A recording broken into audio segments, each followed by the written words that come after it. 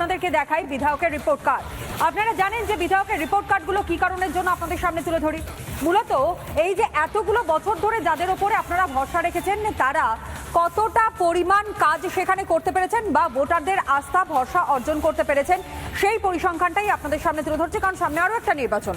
আর আজ আপনাদের দেখাবো বাঁকুড়ার কোতুলপুর বিধানসভা কেন্দ্র হরকালী প্রতিহার, এবং সেই হরকালী প্রতিহার আদৌ কতটা কাজ সেখানে করতে পেরেছেন। প্রথমে বেশ কিছু পরিসংখ্যান আপনাদের সামনে রাখি। দেখুন, হরকালী প্রতিহার বিধানসভা ভোট 2021 এবং মোট ভোটারের সংখ্যা এখানে 2,37,059 জন। 2,37,059 জন হচ্ছেন মোট ভোটার। অন্যদিকে কোতুলপুর বিধানসভা কেন্দ্রে সেখানে পুরুষ ভোটার এবং মহিলা ভোটারের সংখ্যা, যেটা পুরুষ ভোটার হচ্ছে 51%, মহিলা ভোটার 49%।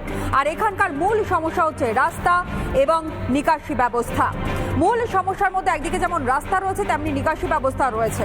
আর একই সঙ্গে আপনারা জানেন যেভাবে বারংবার বলা হয় এই রাজ্যে মহা জঙ্গলরাজ চলছে। কি কারণের জন্য এই কথাটা বলা হয়?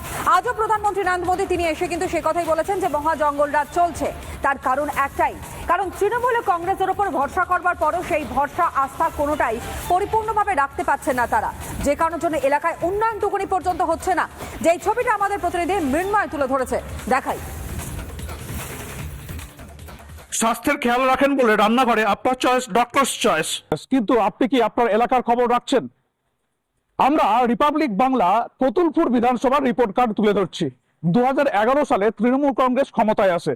তখন কোতুলপুর বিধানসভাতে জয়লাভ করেছিল কংগ্রেস প্রার্থী সৌমিত্র খাঁ। পরবর্তী সময়ে তিনি তৃণমূলে যোগ দেন। 2014 সালে উপনির্বাচন হয়। সেই 2014 সালের উপনির্বাচনে তৃণমূল কংগ্রেসের প্রার্থী হয় শ্যামল সাঁতরা। পরবর্তী সময়ে 2016 সালে তখনও কিন্তু শ্যামল সাঁতরা জয়লাভ করেছিল, অর্থাৎ তৃণমূল কংগ্রেসের প্রার্থী।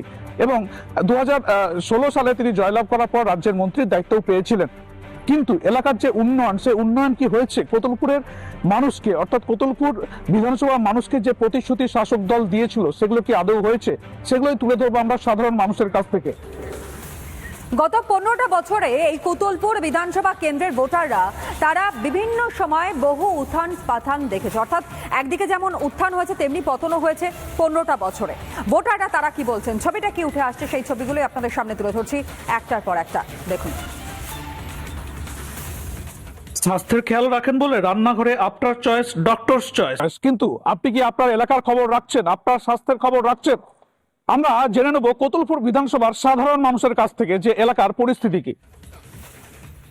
তৃণমূল প্রচার চালাচ্ছে যে এখানে নাকি প্রচুর উন্নয়ন হয়েছে, ব্যাপক উন্নতি হয়েছে, কিন্তু সাধারণ ভোটাররা তারা বলছেন কিছুই তো তারা পাননি, সব দিক থেকে বঞ্চিত রয়েছেন তারা।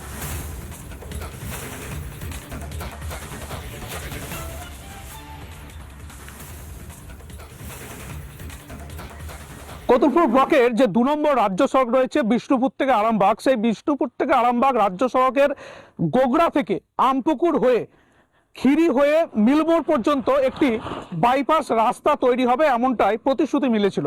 আজ থেকে প্রায় 10-12 বছর আগে কাজ শুরুও হয়েছিল, কিন্তু সেই কাজ সম্পূর্ণ আজও হয়নি।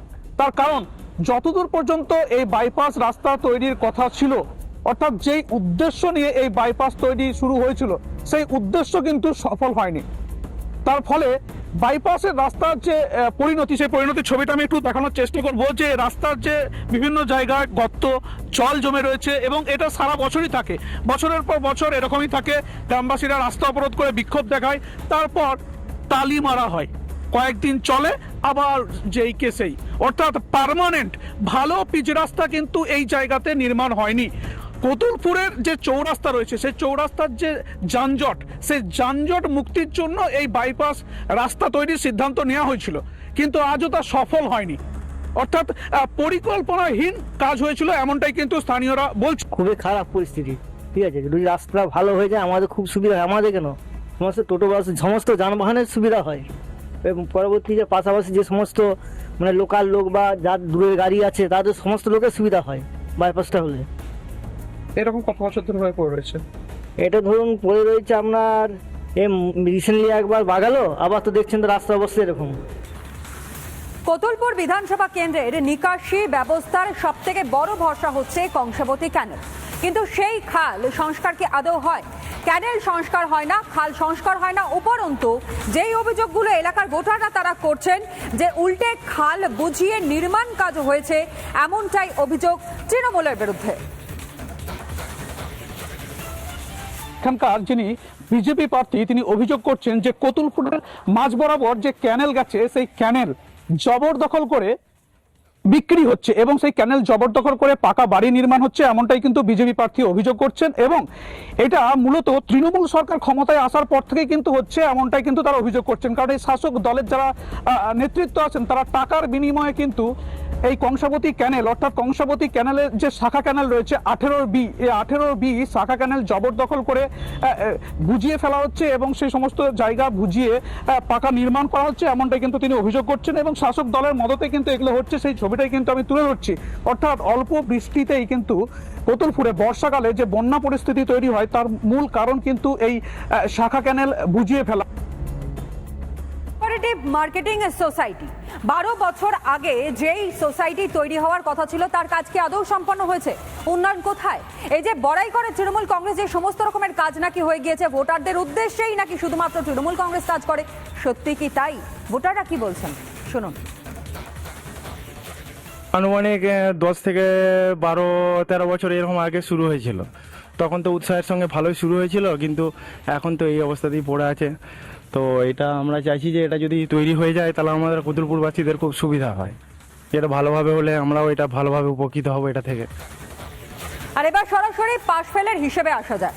বিধায়কের রিপোর্ট কার্ড এবং সেই রিপোর্ট কার্ডে আদৌ বিধায়ক পাশ করেছেন না করেননি সেটা একবার আপনাদের সামনে তুলে ধরি।